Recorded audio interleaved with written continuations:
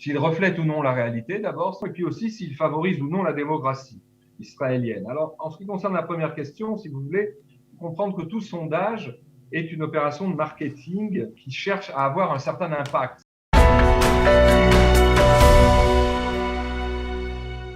Richard, bonjour, Boker Tov. Bonjour et shalom. Ce matin, nous allons parler ensemble de certains développements politiques et en particulier, on va dire, de cette confrontation entre les deux challengers de Binyamin Netanyahou, d'un côté Yair Lapid et de l'autre côté Gideon Sa'ar. On ne sait pas lequel préfère Binyamin Netanyahou. Apparemment, il préférerait comme challenger Yair Lapid. Mais en tout cas, l'argument avancé par Gideon Sa'ar pour pousser, on va dire, sur le banc sur la touche Yair Lapid, eh bien, c'est tout simplement de dire qu'un Premier ministre, alors que l'échiquier politique israélien est très nettement à droite, un Premier ministre du centre, voire du centre-gauche, eh bien, ne pourra pas gouverner. Oui, c'est comme les sondages ont montré, évidemment, avec quelques variables, vous venez d'en parler d'ailleurs, que Lapid pourrait mathématiquement, en tout cas, former contre Bibi un bloc anti-Netanyahou, en tout cas sur le papier. Gideon Sa'ar a concentré ces derniers jours ses attaques, non pas contre Lapid, mais en tout cas contre Lapid en tant que partenaire potentiel, mais surtout en tant que personne qui ne pourrait pas former un gouvernement, tout simplement, a-t-il dit, parce que comme le pays vote à peu près entre 60 et 65% au plan idéologique pour des partis de droite ou représentant la droite, Sa'ar a déclaré, je cite, non, il ne peut être candidat au poste de Premier ministre. Il a déjà tenté 5 fois de l'être et à chaque fois échoué. Et il a surtout dit ce que vous rappeliez, à savoir Lapid ne peut pas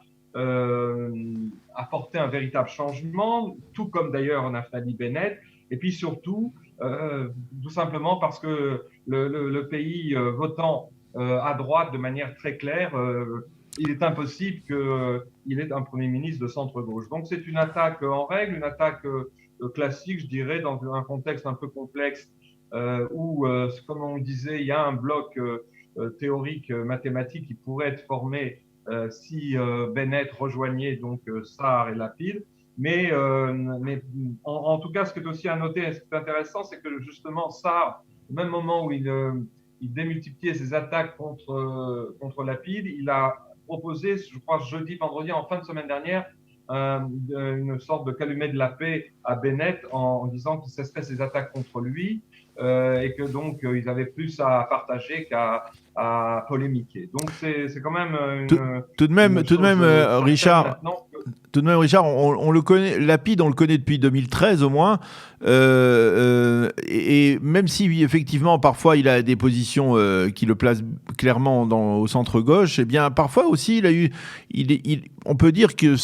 il n'est pas loin de la droite israélienne, même si ce n'est pas la droite nationaliste à 100%, il pourrait peut-être aussi retourner sa veste et se transformer, le cas échéant, pour les besoins de la cause, on va dire, en un leader de la droite ou du centre-droite.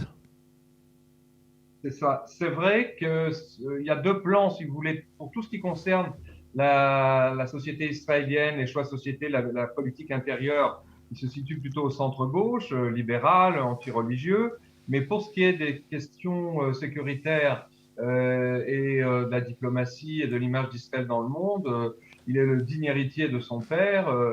et donc l'ex-ministre et député Lapid et Tommy Lapid, et il est quelqu'un qui est plutôt justement vu comme à droite, en tout cas au centre droite, et donc c'est un personnage composite qui, le cas échéant, mis en situation de pouvoir former une coalition, pourrait effectivement faire valoir son ambivalence qui, dans ce cas-là, pourrait justement lui servir. Alors, je voudrais que l'on parle aussi de ce qui se passe, on va le dire cette fois, bien à droite, sur l'échiquier politique israélien, c'est-à-dire dans l'aile droite du sionisme religieux, dans le parti de Bezalel Smotrich, dans lequel on trouve également, on va dire, l'élément le plus radical à droite de l'échiquier politique israélien. Il s'agit d'Itamar Ben-Gvir qui a surpris ou même choqué, on va dire, avec un clip pour le moins, on va dire, problématique. Oui, c'est le premier dérapage sérieux de cette campagne au plan médiatique avec une vidéo, je dirais, caricaturale où l'on voit aussi bien d'ailleurs, il y a deux choses assez, je dirais, scandaleuses qui ont fait d'ailleurs que Smotrich lui-même, euh, auquel on demandait ce qu'il en pensait, a pris ses distances, a dit qu'il n'avait pas vu ce film, c'était une erreur et qu'il le regrettait. On voit d'abord une scène où une sorte de conversation sur WhatsApp fictive entre Gideon Sa'ar, Naftali Bennett, qui rigolent, font je dirais, des plaisanteries sur, si vous voulez, leur future entente avec Yair Lapid, c'est-à-dire que cette vidéo dégomme de manière, je dirais, assez basse la possibilité d'entente entre les trois jeunes prétendants de l'échiquier politique israélien aujourd'hui. Et puis surtout, ce qui est encore plus discutable, c'est que pour épingler la fameuse affaire de la candidate députée du Parti travailliste, Ibitsam Marahana, qui est en 7e position et qui a fait l'objet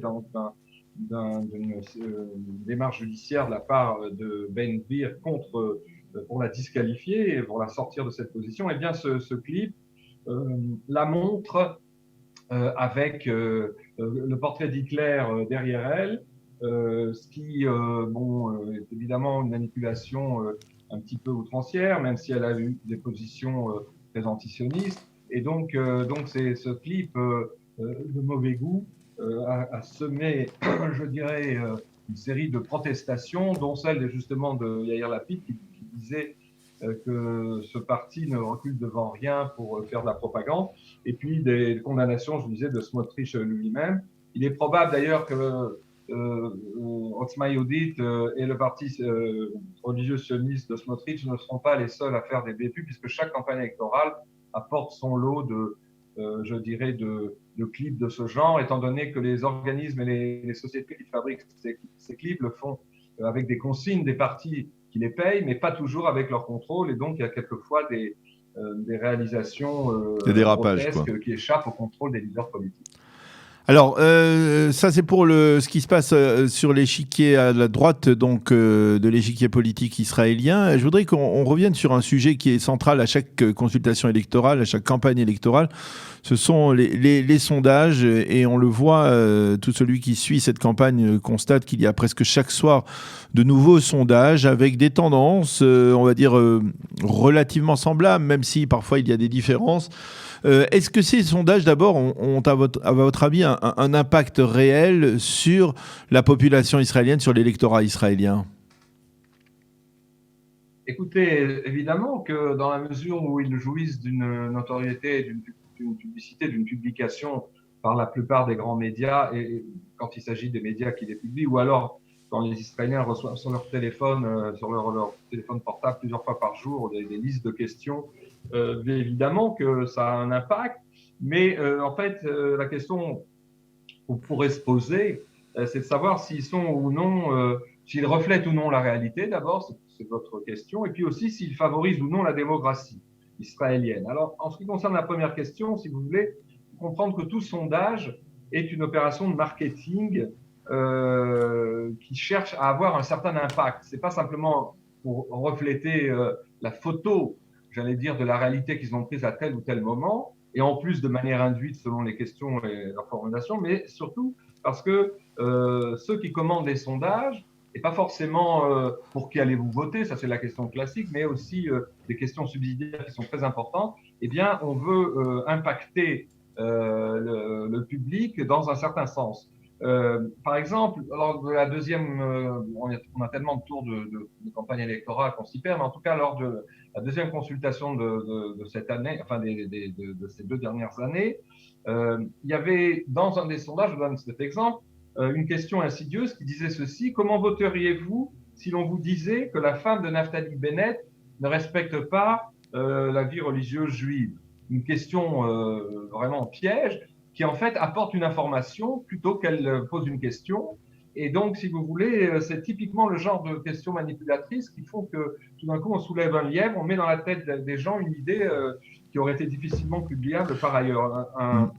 Deuxième raison pour laquelle les sondages, si vous voulez, sont manipulateurs, c'est que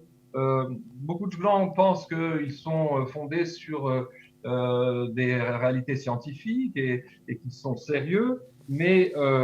pas vraiment. Je vous donne un autre exemple. Lors d'une des consultations précédentes, on avait posé la question ainsi, comment voteriez-vous si vous saviez qu'après les élections, il y aurait un accord entre Yamina et le Likoud, c'est-à-dire entre Bennett et le Likoud, pour un partage des restes électoraux, qui est quand même quelque chose d'assez important. Et donc, en posant cette question, en fait, cette question a été dans un sondage commandé par, je dirais, un parti opposé à la fois à Yamina et au Likoud. Eh bien, la conclusion qui s'impose quand on pose cette question, et quelle que soit la réponse que le sondé a en tête, c'est de dire, eh ben, moi, je voterai ni Likoud ni Yamina. Donc, on comprend que c'est toujours la même chose. On essaye, avec les sondages, de faire passer telle ou telle idée. Alors, et pourtant, Richard, Pourtant, Richard, Oui. on ne peut pas dire que... C'est vrai qu'il y a une période où on avait le sentiment que les sondages se trompaient, surtout lorsqu'ils estimaient la puissance électorale de la droite israélienne. Mais justement, au cours des 2 dernières années de ces crises, eh bien, les sondages ont globalement reflété effectivement cet état d'esprit, cette parité entre les blocs des anti-Bibi et des pro-Bibi. Ils ne se sont pas véritablement trompés, on l'a vu, ces 2 dernières ou 3 dernières consultations. C'est vrai parce qu'il y a une recomposition, je dirais que les sondages ont épousé la réalité en macro, dans les grandes lignes, en rendant compte de la fin de la bipolarisation droite-gauche et disons d'une certaine manière, en essayant d'épouser tous les changements qui interviennent sur l'échiquier politique israélien. Ainsi, vous citiez tout à l'heure, à juste titre, le sondage paru hier soir par la chaîne de télévision, la chaîne 11, l'ancienne chaîne 1, qui a, pour la première fois, fait ce qu'elle a appelé le sondage des sondages. Elle a pris en charge, elle a fait son propre sondage dans un premier temps, et puis elle l'a croisé avec les résultats de tous les autres sondages qui sont parus ces dernières semaines, pour établir, si vous voulez, une sorte de résultante qui épouse sans doute, puisque c'est une moyenne mathématique, d'assez près la réalité. Donc, disons que au-delà de ce que je disais tout à l'heure, que les sondages ont une idée, un but marketing bien précis en tête, il y a aussi, si vous voulez, ces derniers temps, une conscience qu'on ne pourra pas continuer longtemps à faire des sondages crédibles si on est trop loin de la réalité. Alors, il y a 2 autres raisons qui font que malgré tout, qu'il y a une défiance vis-à-vis des sondages, et ce sont des raisons importantes. D'abord, par rapport au nombre de médias israéliens, et dans une société libérale comme la société d'Israël, il y a finalement assez peu d'instituts de sondage, peut-être même pas une dizaine, ce qui fait que comme ils sont sollicités par tout le monde, il y a des conflits d'intérêts au sein de chaque société de sondage pour savoir comment gérer le sondage quand il est commandé par un parti politique. Et puis surtout, et je crois que c'est ça qu'il faut qu'on retienne comme idée majeure, c'est que beaucoup des électeurs, il a été montré que beaucoup d'électeurs israéliens, peut-être 30-40%, ce qui est assez énorme, même si ce n'est pas la majorité, se décident en fait au dernier moment quant au vote, quand ils hésitent entre 2 formations. Ils attendent le dernier journal du week-end, les derniers développements, ils se décident au dernier moment, surtout en allant voter. À droite, entre voter pour lui. Ouais. Et puis surtout, il y a aussi notre phénomène qu'on a vu qui tient compte de cette situation, c'est qu'il y a beaucoup d'électeurs israéliens, notamment les électeurs russophones ou les électeurs sectoriels, qui mentent constamment et sciemment aux instituts de sondage pour les mener en erreur. Et c'est le cas notamment des petits sondages qui sont faits le jour des élections lui-même, les urnes parallèles qui sont mises en place dans les bureaux de vote pour essayer à 8 heures de donner une fourchette valable. Eh bien, il a été montré, prouvé que ces sondages-là faits le jour des élections, les électeurs mentent sciemment et ne disent pas réellement ce qu'ils ont voté.